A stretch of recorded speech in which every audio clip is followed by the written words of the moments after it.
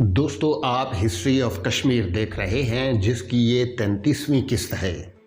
ہمارے چینل کو سبسکرائب کریں اور بیل آئیکن پر لازمی کلک کریں۔ مارچ 1950 میں اقوام متحدہ سیکیورٹی کونسل نے آسٹریلین ہائی کورٹ کے مشہور جج سر اوون ڈکسن کو مسئلہ کشمیر کے حل کے لیے بھیجا۔ انہوں نے پوری کوشش کی کہ انڈیا اور پاکستان کے مختلف اعتراضات کو حل کیا جائے۔ بہت جلد انہیں اندازہ ہو گیا کہ دونوں ممالک اس معاملے پر اتفاق کرنے کے لیے اہلیت نہیں رکھتے۔ سب سے پہلا معاملہ پاکستان کا تمام علاقے کو خالی کر کے انڈیا کی تحویل میں دینا تھا۔ یہ پاکستان کے لیے ناقابل قبول تھا۔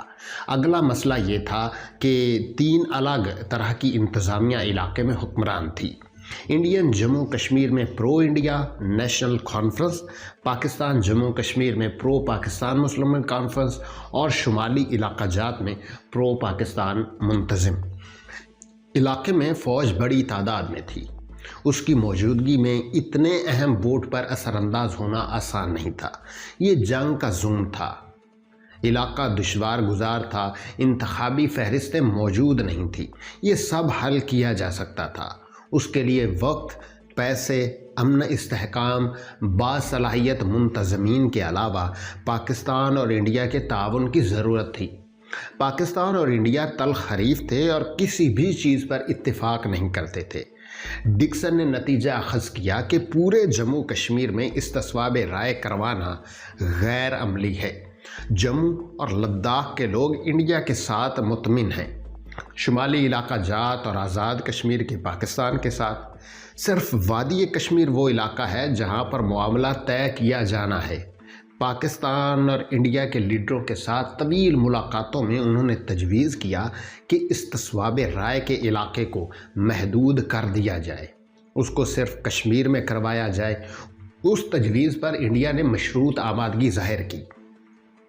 انڈیا کا اس میں پاکستانی کشمیر کا کچھ کشمیری اسپیکنگ علاقہ شامل کرنے کا مطالبہ تھا۔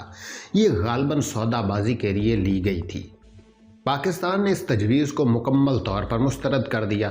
اس کا موقف تھا کہ یہ پوری ریاست میں ہوگا تو یہی قبول کیا جائے گا۔ پاکستان نے ایک اور تجویز دی، اس کے مطابق کشمیر کو مذہبی بنیادوں پر تقسیم کیا جائے۔ اس کا یہ مطلب نکلتا ہے کہ وادی کشمیر خود بخود بغیر انتخابات کے پاکستان کے پاس آ جاتی ہے۔ دلی کے لیے یہ تجویز قابل قبول نہیں تھی۔ ڈکسن اپنی تمام تر کوششوں کے بعد ناکام ہو کر واپس چلے گئے۔ انہوں نے اپنی رپورٹ اقوام متحدہ سیکیورٹی کونسل میں جمع کرائی، جس میں کہا گیا کہ بغیر ریاست کو تقسیم کیے اس کا حل نہیں نکالا جا سکتا۔ ڈکسن کی تجویز پہلی بار کسی کی بھی دی گئی تجویز تھی جس میں ریاست کو تقسیم کرنے کے خیال کی بات کی گئی تھی۔ اس خیال پر پاکستان اور انڈیا دونوں نے اتفاق کیا تھا، تاہم دونوں اس کے طریقہ کار پر اتفاق نہ کر سکے۔ ڈکسن کا دوسرا نوٹ یہ تھا کہ کشمیر کا معاملہ اس وقت تک حل نہیں کیا جا سکتا جب تک اس عمل میں کشمیریوں کو بامعنی طریقے سے ملوث نہ کیا جاتا۔ یہ معاملہ پاکستان اور انڈیا طے نہیں کر سکتے۔ ڈکسن بر صغیر سے چلے گئے۔ اس کے علاوہ سویڈن کے گنار جارگنگ بھی تصفیے کے حل کے لیے آئے۔ 1948 سے 1958 کے درمیان اقوام متحدہ اپنی کوششیں کرتی رہی کہ معاملے کو بڑھایا نہ جا سکے۔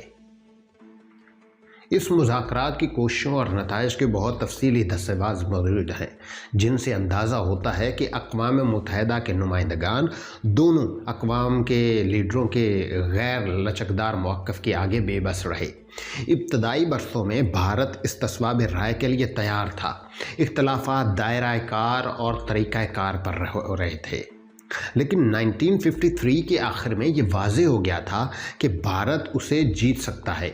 اس کی وجہ شیخ عبداللہ حکومت کو برطرف کر دینے کے بعد ہونے والا رد عمل تھا۔ 1954 تک انڈیا کا اس بارے میں اندازہ بدل گیا تھا۔ جموں کشمیر اسمبلی میں بخشی غلام محمد کی حکومت نے متفقہ قرارداد منظور کی، جس میں مہاراجہ کے اتفاق کو توسیع دی گئی۔ अगरचे उसमें पाकिस्तानी जम्मू कश्मीर का कोई नुमाइंदा नहीं था, इंडिया की नज़र में उसने सिक्योरिटी उमंगों की तर्जमानी कर दी। इंडिया ने पाकिस्तान पर सीटों और सेंटों में शमूलियत से सर्द जंग को बर्र सगीर पर लाने का इल्ज़ाम लगाया। अगरचे इंडिया पाकिस्तानी कश्मीर पर दावा करता रहा है, लेकिन हकीकत में उसको हासिल करने पर कभी कोई दिलचस्पी नहीं दिखाई। इस तस्वाब का मामला 1975 तक हर लिहाज से मुर्दा हो चुका था। इंदिरा गांधी हुकूमत के साथ कश्मीरी हुकूमत के किए गए मुआहदे कश्मीर में इत्तिफाक किया जा चुका था कि जम्मू कश्मीर भारत का लाजमी हिस्सा है।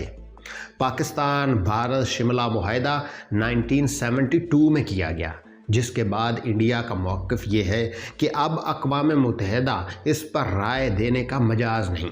पाकिस्तान का सरकारी मौक़िफ़ अभी तक इस तस्वाबे राय का है, चूँकि पाकिस्तान और भारत इस बारे में किसी भी चीज़ पर इत्तिफाक नहीं करते। हम कह सकते हैं कि पाकिस्तान और इंडिया दोनों ही अपने सरकारी मौक़िफ़ को संजीदगी से नहीं लेते। दोनों ही जानते हैं कि ये नाकाबिले अमल है, लेकिन उससे पीछे हटना अंदरूनी दबाव की वजह से अफोर्ड नहीं कर सकते। इसलिए ये मसला गैर हल शुदा रहेगा।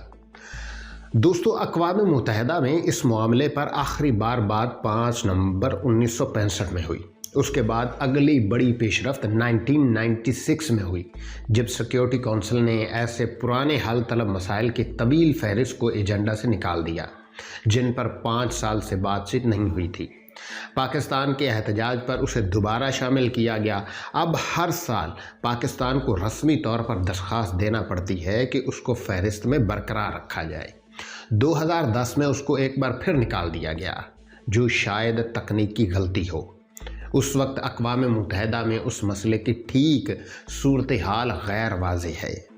दोस्तों, हिस्ट्री ऑफ कश्मीर अभी जारी है। अगली वीडियो के लिए हमारे चैनल को सब्सक्राइब करें और बेल आइकन पर लाजमी क्लिक करें।